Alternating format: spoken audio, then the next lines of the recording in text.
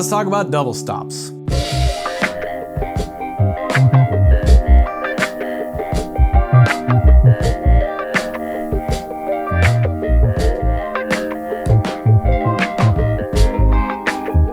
Double stops are one of my favorite ways to add some beautiful melodic expression to otherwise regular single note runs. So what a double stop is essentially playing two notes at once, but they're two notes that harmonize together. And there's multiple harmonic intervals that we can use to achieve double stops. The most common you'll find are like thirds, fourths, fifths, and sixths.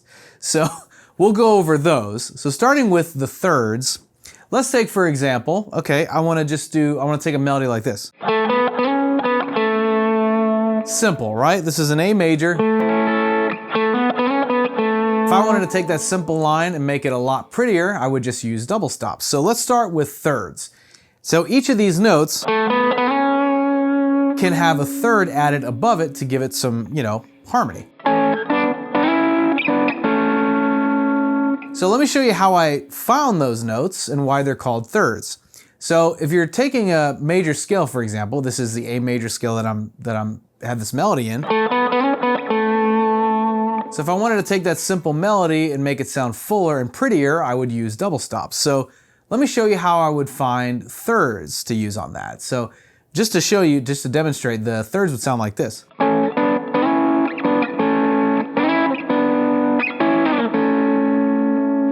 Just with those three notes.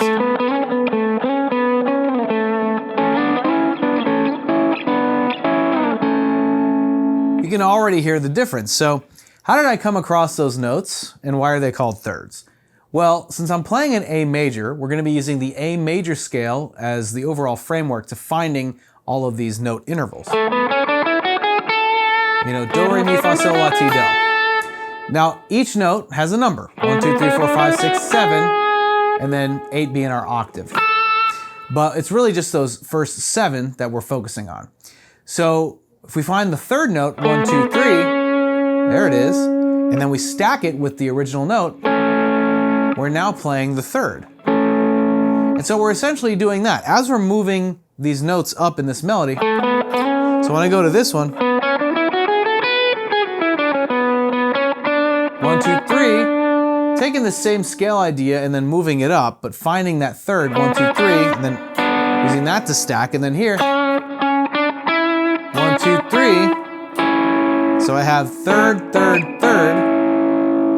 And now, whatever, order that I play those notes,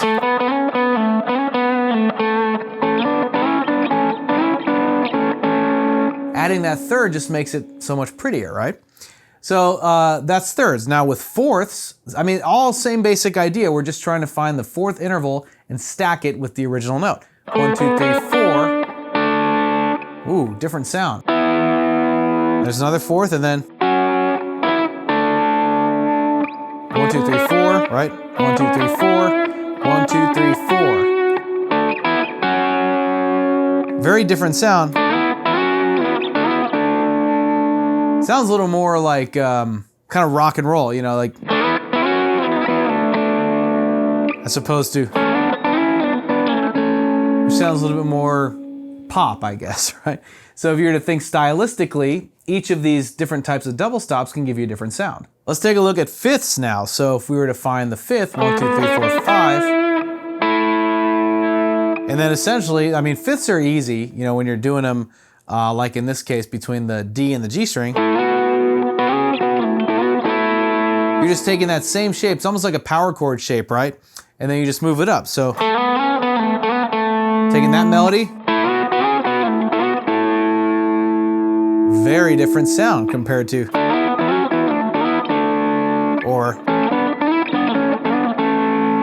and notice how these original notes are staying the exact same the whole time.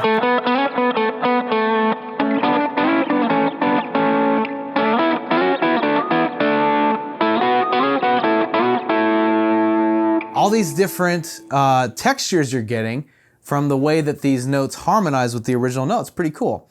Now sixths are my favorite double stops, and I use them all the time. I was using them in the beginning of the video.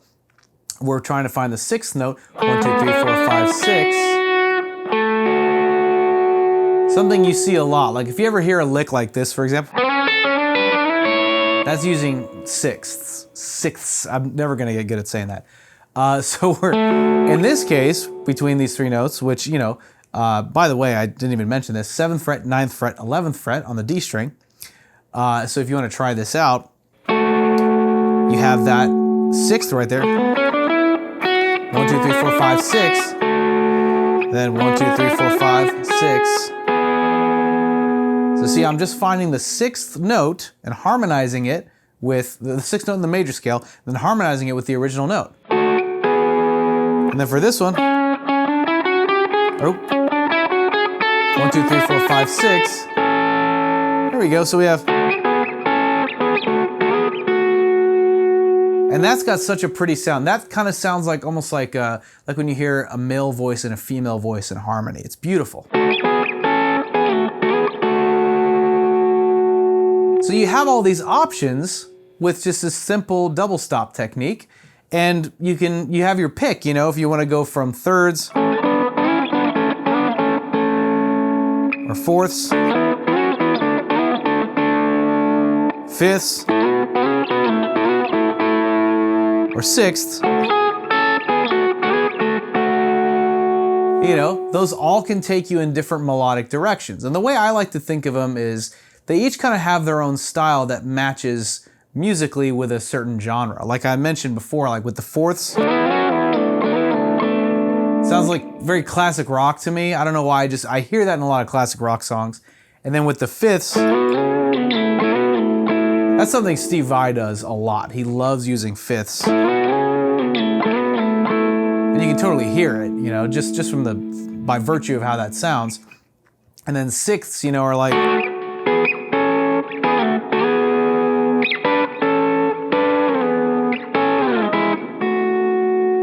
they just have a very vocal quality to them. So I like to typically use double stops in different situations for whatever I feel like gets the job done, you know.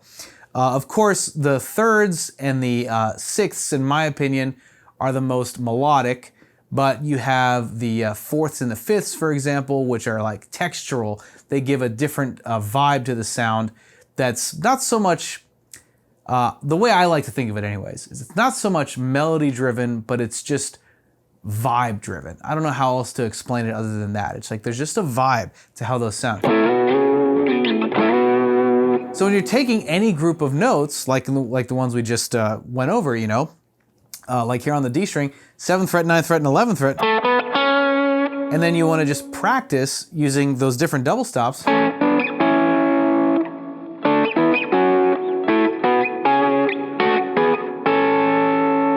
Just try and find which ones you identify with the most, and then over time you'll just kind of get comfortable with using them. Now if I were to demonstrate using double stops in a more popular context, you know, let's say if you're playing minor pentatonic and you want to throw in some double stops, ones that are very commonly used like are fourths, which are actually right there within the, you know, borders of the actual scale pattern. So if we're doing A minor pentatonic,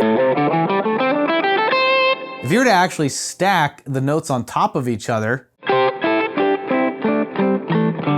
gonna find a lot of fourths in there, you know, and they actually work great. So it got that kind of aggressive, full kind of sound.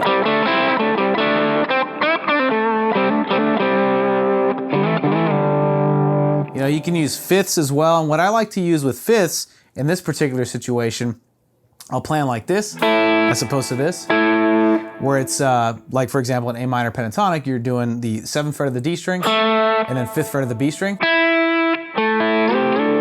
You can move that shape. It totally works. You know, and with sixths, you know, in this situation, if you're sticking with minor tonality, that absolutely works, you know, in tandem with the scale. And if you're playing, let's say, a blues, you can go back and forth between major and minor. So you can do the major sixths.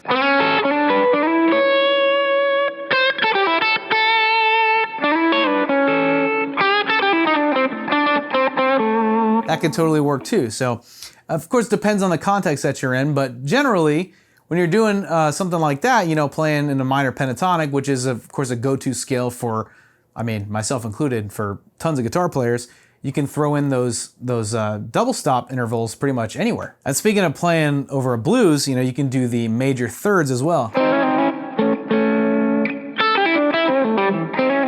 It just works, you know. That's the thing I love about the blues, is you can bend the rules a little bit and actually use minor or major tonalities. Of course, you know, you want to use it sparingly because it may work sometimes, but it doesn't work all the time. But when it does work, it sounds awesome.